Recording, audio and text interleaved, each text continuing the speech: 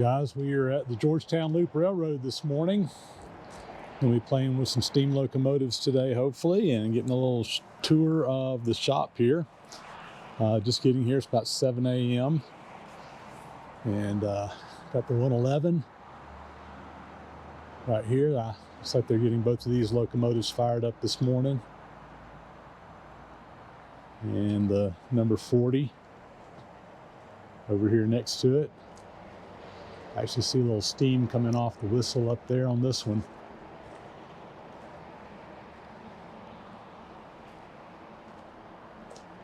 Just taking a quick look at it. This is Georgetown, Colorado. This is an old historic railroad here that makes a loop to get up an incline, and it's a tourist line now where you can come out here and ride.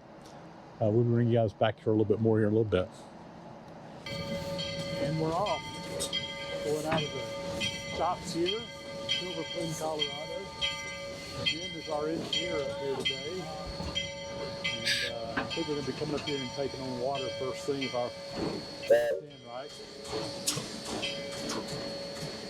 Putting the reversing gear in gear here. We'll back up on the switch.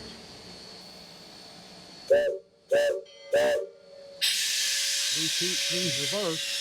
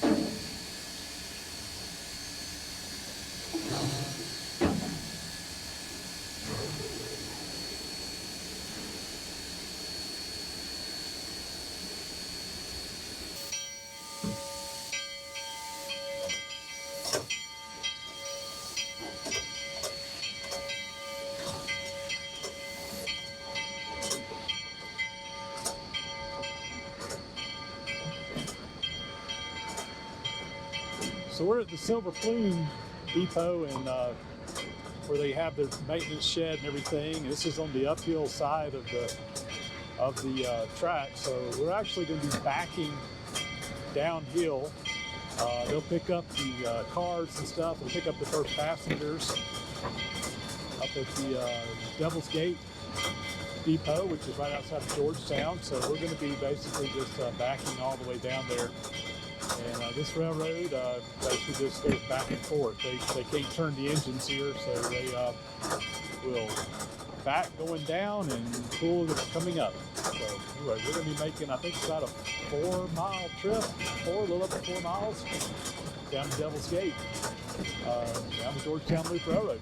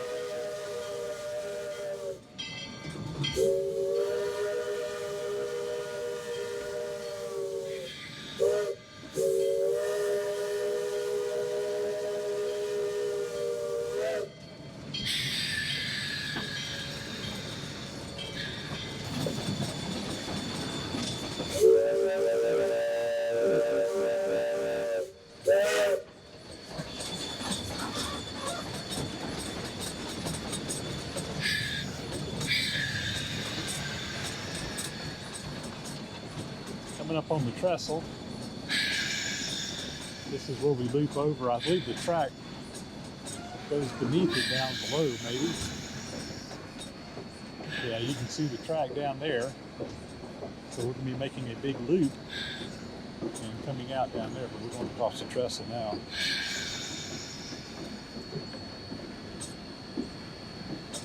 There's the Devil's Gate Depot.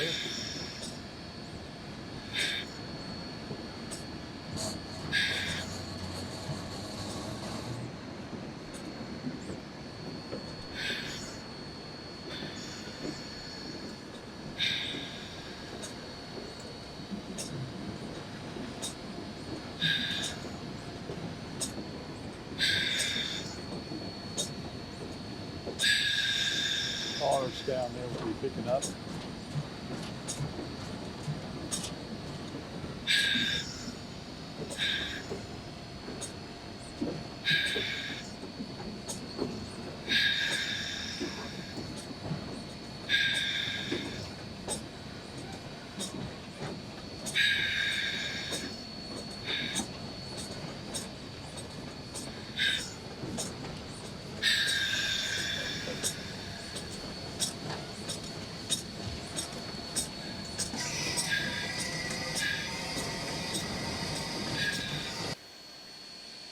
So we're down at the depot here at Georgetown, and they picked up the cars that we're going to be pulling. Right now they're charging up the air lines on the air brakes and doing a few other things. They'll be sitting here for a few minutes and then pulling out and doing an inspection and backing into the depot and letting passengers on.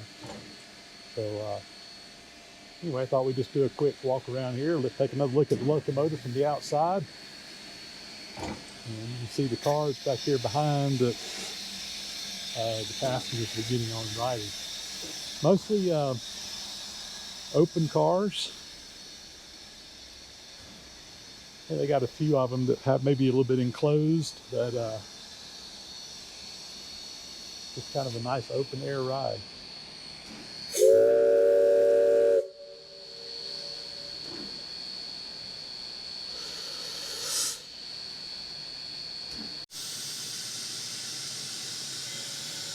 All right, so they're going to be pulling up. They got the cars connected. They're going to pull up to the switch here and switch over to the other track. So we're going to stand up here and watch this come by. You're seeing the puffs of smoke going up the stack. That's actually the steam going up the smokestack. The exhaust from the engine will go up the stack, and that actually creates a draft through the boiler to make the fire burn hotter. So when you see those puffs, that's the actual exhaust from the steam engine. Right now they got the drain box open on the bottom, so a lot of steam coming out of the cylinders. Once they get that dry, they'll close those up. But after sitting for a few minutes, they'll open those up and pull it by.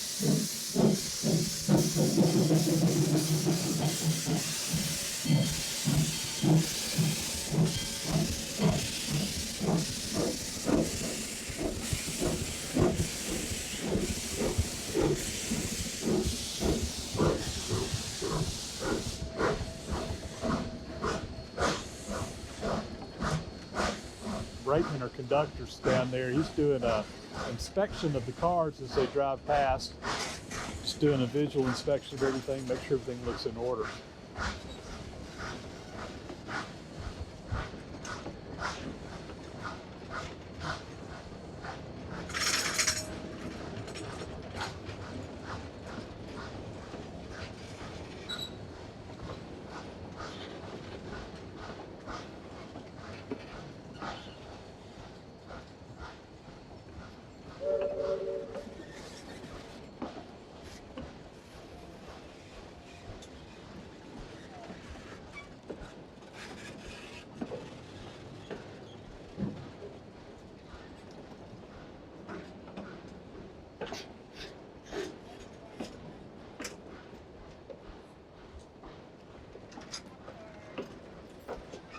Now they're clear of the switch, he's going to go ahead and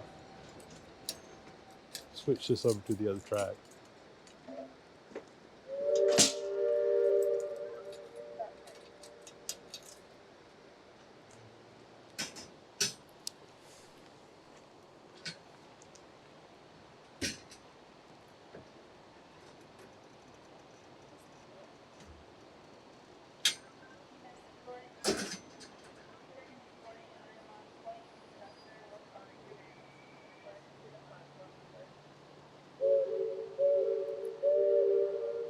toots on the whistle means reverse, so they'll be backing up now.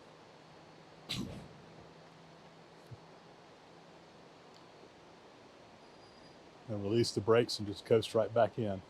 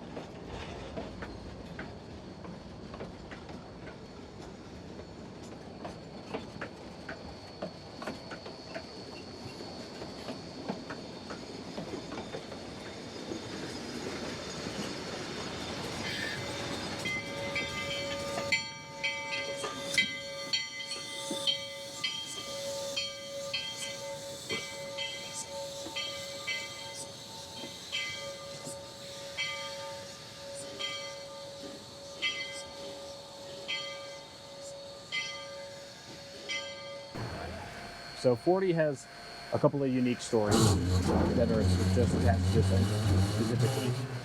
It's not the oldest engine or not the longest active engine in the world. There's a couple in Durango. Like the 473, that engine is officially never retired. It's been running ever since it was built, which is pretty cool.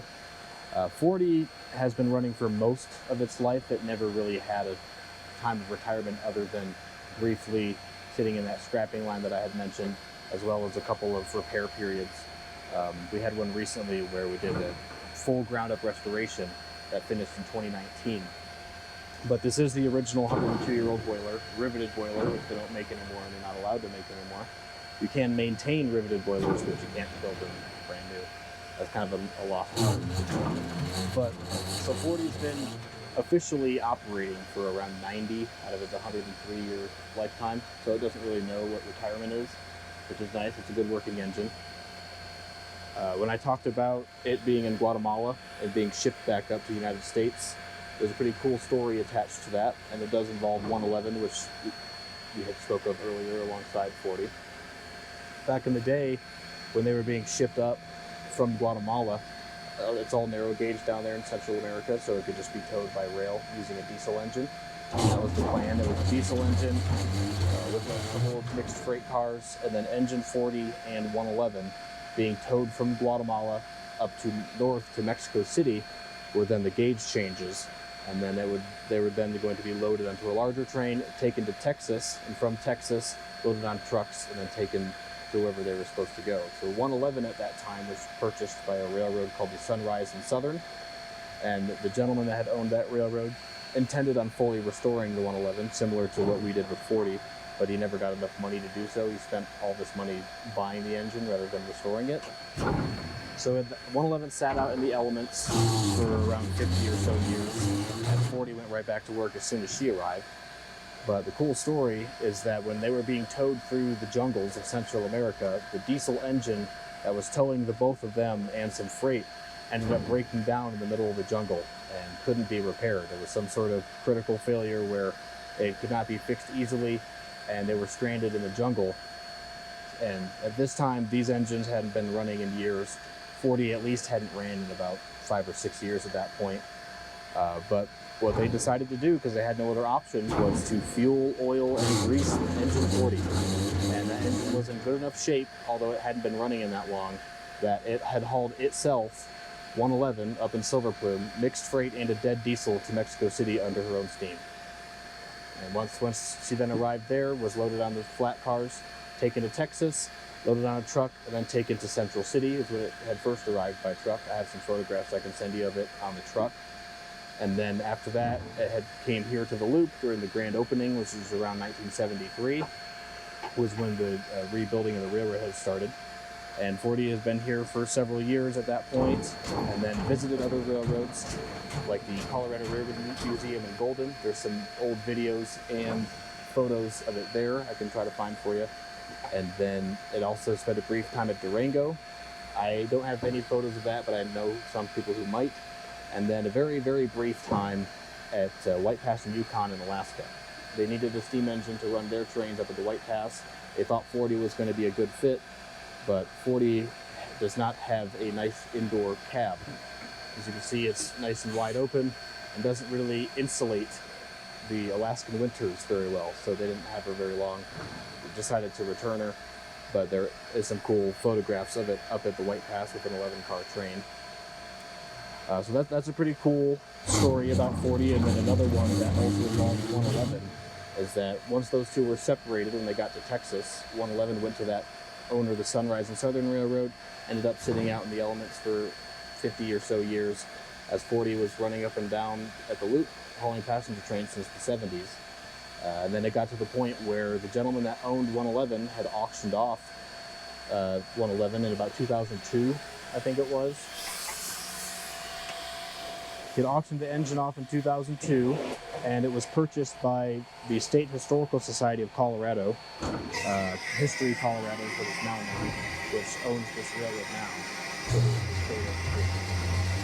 And they had purchased the 111 and sent it up to Breckenridge, where it sat on display in Breckenridge, where now there's an engine which is the Colorado Insider number 9, if anyone's ever been to Breckenridge. The engine that is there now used to be a 111. The 9 at the time was here, but it was in a sorry state, didn't receive a very good restoration. So we did a trade. Because the state had owned both of those engines, they decided to swap their places. So the CNS 9, which is now at Breckenridge, was returned to Breckenridge, and the 111 was taken off of the display track there and sent here, and we got a full restoration. The thing that's kind of sentimental about that is that those two engines had operated all the way back in the 1920s, 1930s in Guatemala together. And then as 40 was running up and down the hill, 111, its younger sister, had to go up this interstate on I-70 past 40, which would have meant that was the first time they'd been near each other in 50 years or so. And then it went up to Breckenridge for about 13 years until it arrived here. And then 40 again, like when they went to Mexico City, had coupled into 111 once the truck arrived in Silver Plume and towed 111 into the shop under her steam, like she did 50 years ago, which is kind of sentimental.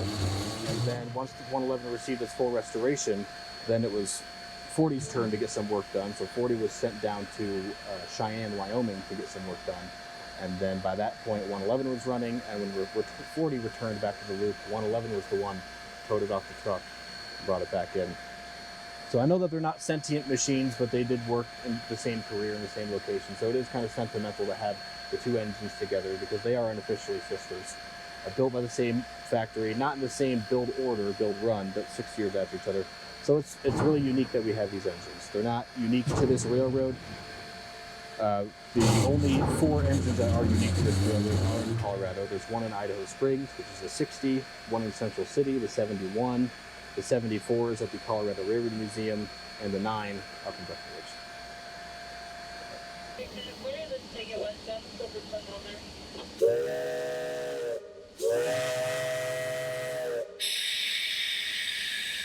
Here we go. We're going uphill now.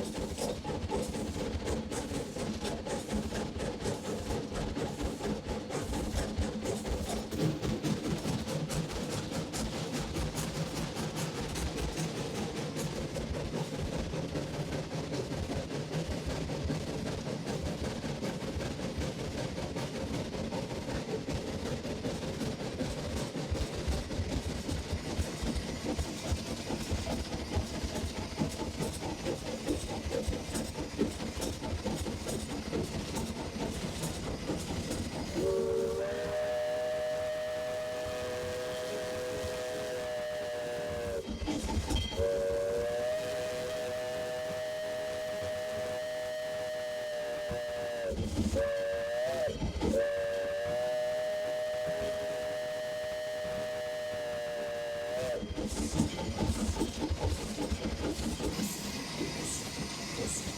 a little bit leveler grade there. Not having to work as hard right here.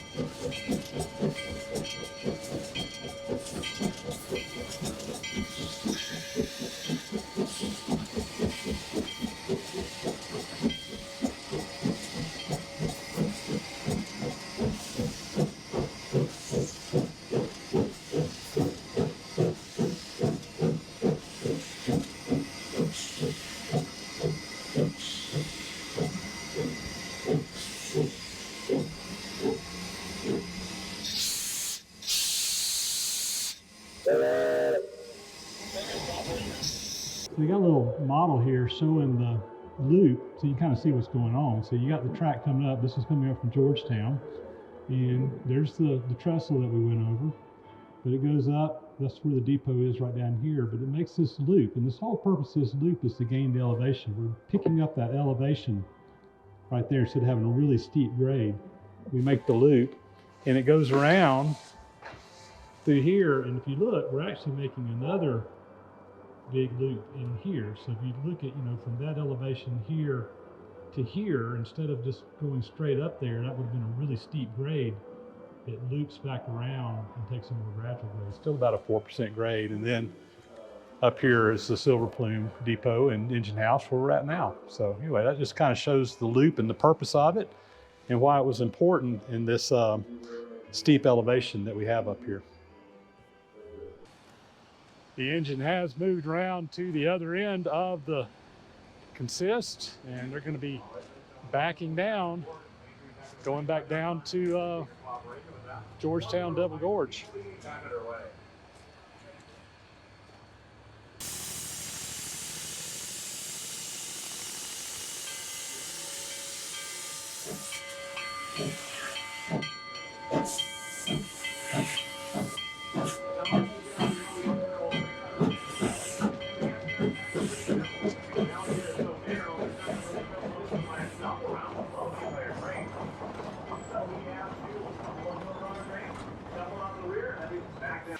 Well guys, hopefully you enjoyed this little trip out here today at the Georgetown Loop Railroad. You got to do a little cab ride and get a little history about these locomotives. Got the 111 back behind me. They're steaming it up today. This is the first time they've had this one operational since they've been doing some work on it. I'm going to probably hang around here and maybe get to play around with it a little bit as the day goes on. But probably won't be in this video if we do any more video out here with that. But anyway, thanks for riding along. Hope you enjoyed that. As always, thank you guys for subscribing to the channel. If you haven't already, please do that. Hit that bell icon up there to get notifications when we post new videos to the site. Big, huge thank you to the subscribers out there, as well as those who support the channel through Patreon and PayPal, etc. And with that, we're going to sign off, and we'll catch you on the next video again. Thanks for watching.